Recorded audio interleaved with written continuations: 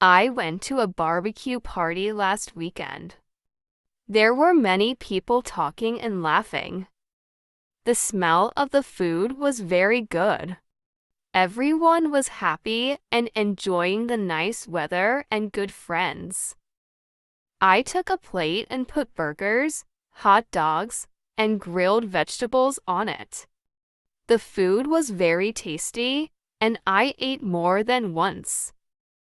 I talked with some people at the party. We all liked barbecue.